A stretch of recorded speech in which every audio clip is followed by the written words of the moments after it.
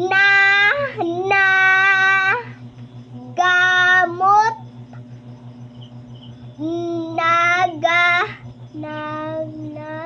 nagamot sa mga pasyente.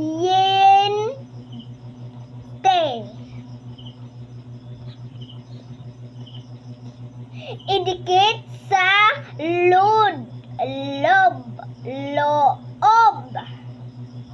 ng kahon sa ibaba.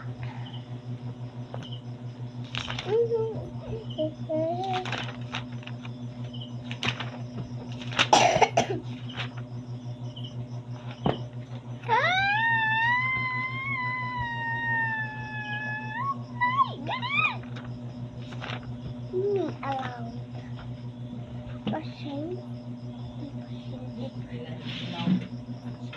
Yan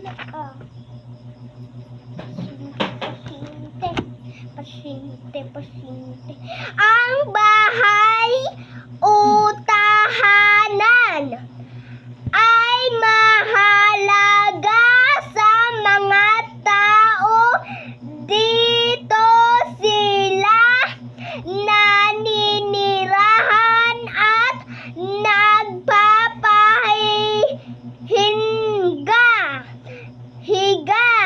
pahinga.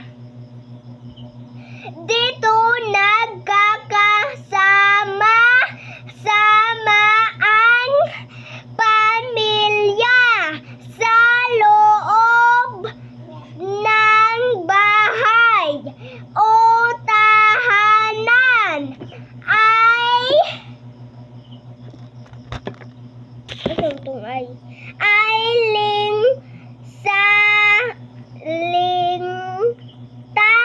ligtas sila sa init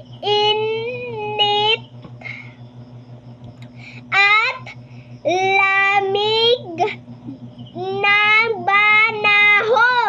panahon.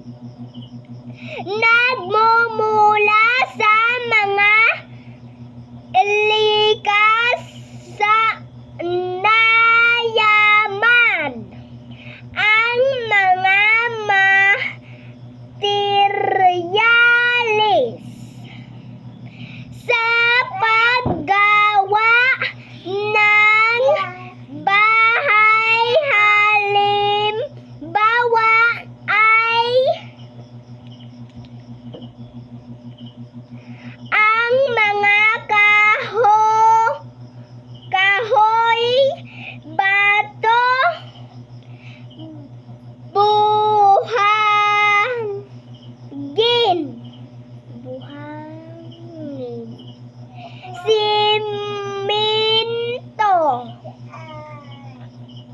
simento at graba. Mula ang mga ito sa mga puno at yamang mineral at metal. Ang mga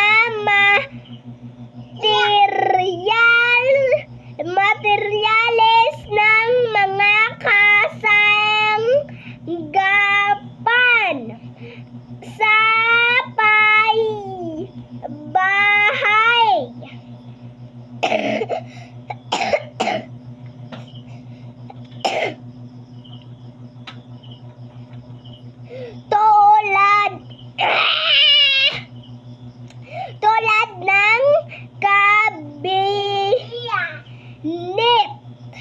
tulad ng kabinet. Kasi man ang kabinet ay higaan at lamisa ay mula rin sa mga likas na yaman.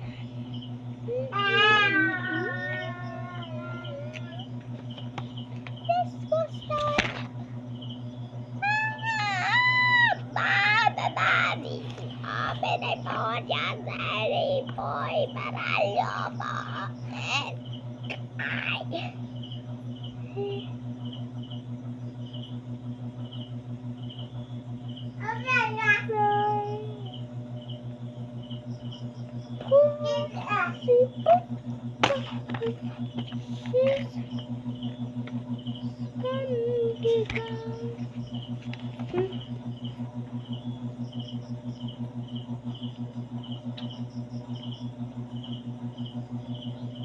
Pinag-aralan natin sa nakaraang aralin ang tungkol sa kahalagahan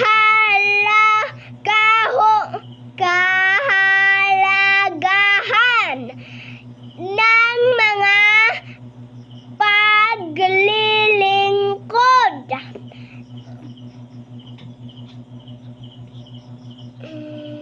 ng komunidad upang matugutan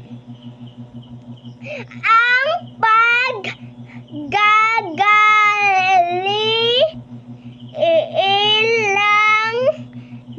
ilan ng mga nasa komunidad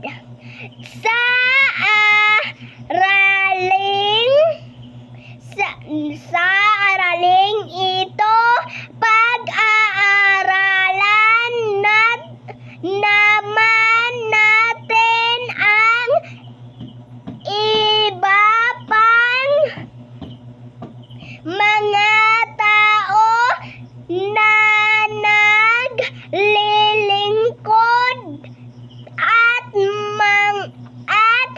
ang kanilang kahalagahan.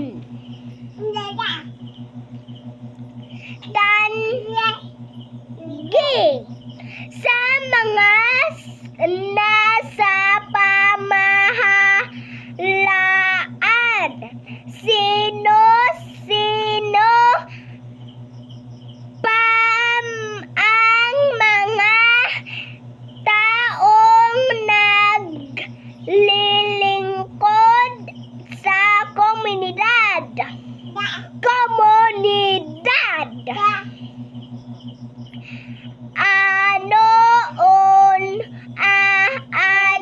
Ano ang naitutulong nila sa komunidad?